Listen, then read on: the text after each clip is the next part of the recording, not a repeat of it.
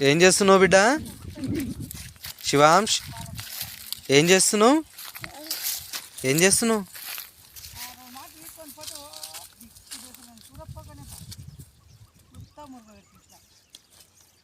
జర లావు లావు తెంపు.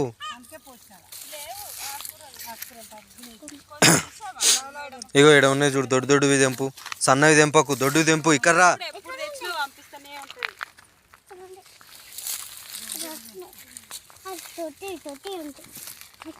పెద్దది మాత్రమే తెంపాలి, చిన్నవి తెంపొద్దు.